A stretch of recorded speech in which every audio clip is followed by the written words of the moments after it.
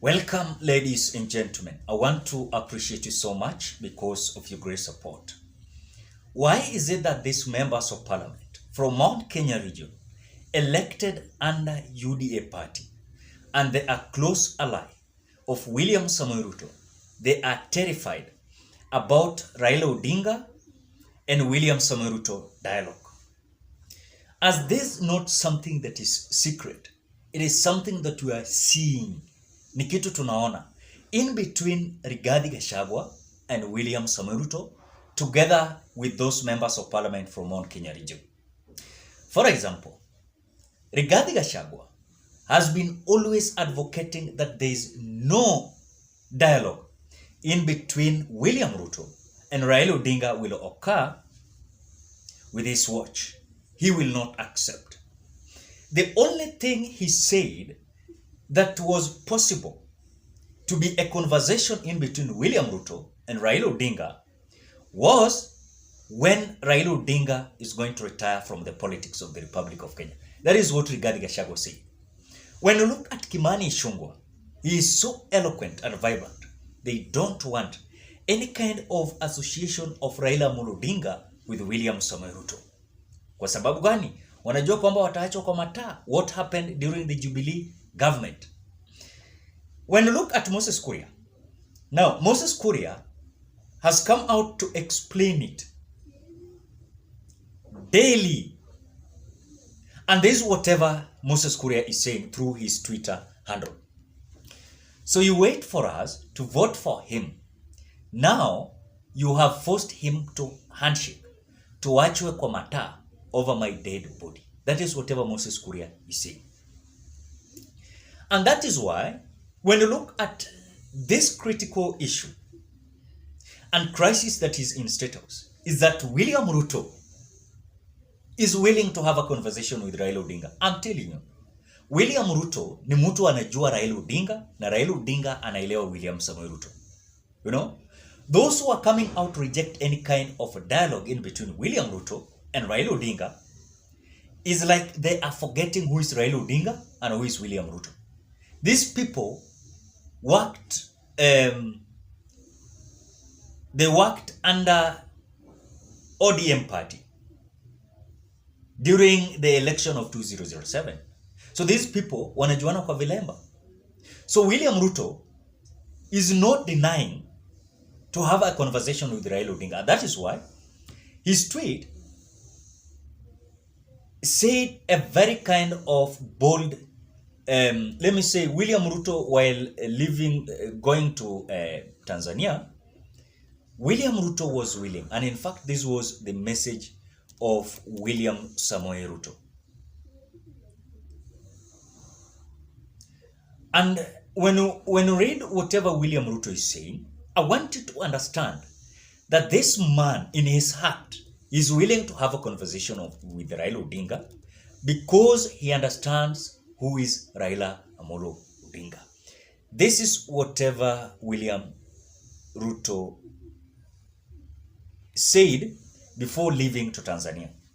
My friend Raila Odinga, I'm off to Tanzania for a human capital meeting to harmonize the expansion of employment opportunities in our continent.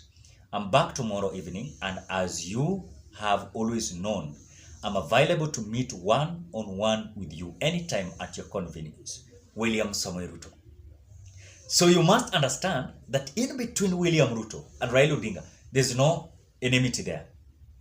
Those who are catalyzing, or rather those who are putting this scenario as if William Ruto and Raila Odinga cannot sit together, it is these members of parliament, because they know the repercussions.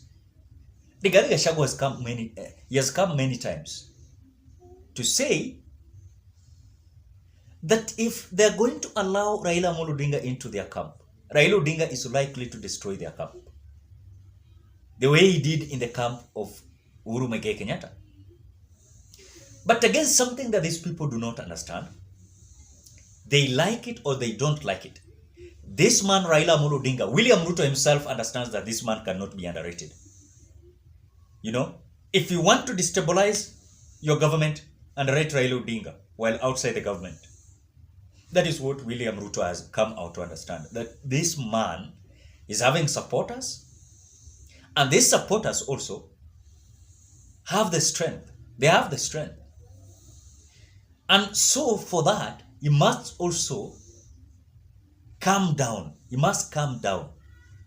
Or else, wakizidi kusema, oh, we'll face you, we have the instrument of powers, itafika mahali, it will not be so.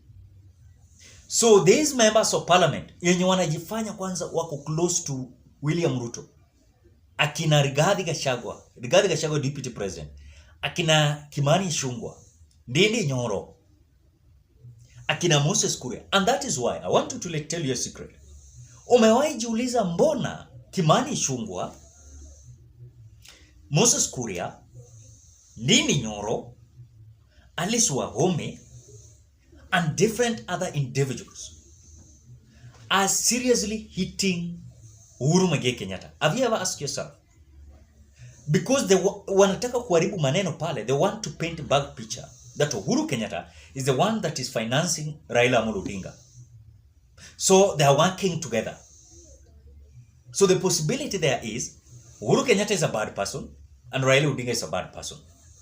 That William Ruto lazima angalie hivyo. That is how these members of parliament and try to portray before William Ruto. But William Ruto himself also, you must understand, William Ruto is advisor to himself sometimes. Let me not say sometimes, but many times. Ni mtu huwa anajiadvise mwenyewe.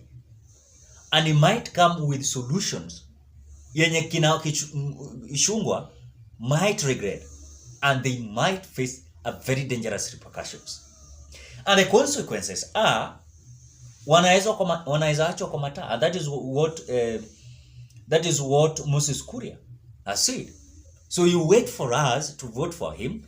Now you have forced him to handshake, to achwe kwa mataa. That is whatever Moses Kuria said. So these people are so terrified.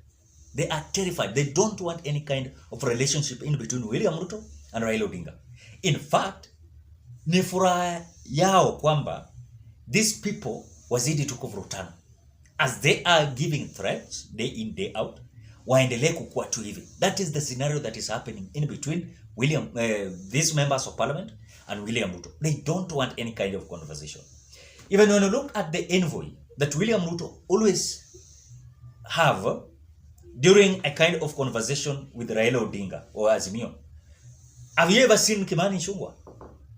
Have you ever seen Ndindi Nyoro? Have you ever seen Moses Kuria? Have you ever seen Rigathi Gachagua? You will not see them. In fact, when you look at the bipartisan dialogue, those who were there were Boni Halwale that led that meeting. Kimani Ichung'wah, who could have been the part and parcel, hakukuwa hapo. He was not there. I know some people will say that he is the majority, so there's no need for him to, of course, be part and parcel. But again, these people are not supporting any kind of that. In fact, mukiangalia ile bipartisan that failed, it was a celebration that Kimani Ichung'wah had, Ndindi Nyoro had, the same to what Rigathi Gachagua had, the same to other individuals that they have been always in front of ensuring that kuna kuvurutana ile kali in between William Ruto and Raila Amolo Odinga. That is whatever is happening. But on the other side of Azimio, these people are willing to have dialogue. And dialogue is not about making Raila to be a prime minister or president of the Republic of Kenya. It is about the people of Kenya. And that is why the only option that William Ruto will have is to sit down with the Azimio team, because he has realized that those who are also in government, whom amewasupport na hata wamewaweka kwa ofisi, they're not working. They're just there living luxurious lives, buying executive cars, like that. And that is whatever they're doing. They are doing nothing. So in fact, imefika mahali, William Ruto is being frustrated the way Uhuru Kenyatta was being frustrated with the kind of people who are in the offices. And that is why wamekataa. Those members of parliament, they don't want it. Rigathi Gachagua, Moses Kuria, Kimani Ichung'wah, Ndindi Nyoro, these four people hata watazidi na kuchemusha moto ili ichemuke kabisa. That is the idea that they're doing there. So ladies and gentlemen, what are your thoughts? Do you prefer William Ruto to go ahead to have a conversation with Raila Amolo Odinga, or should he continue enforcing the law and using the police excessive force? What are your thoughts? Drop your opinion at the comment section below. Otherwise, thank you so much because of your great support. Please consider subscribing, liking, commenting, and sharing this video. Till we meet on another video.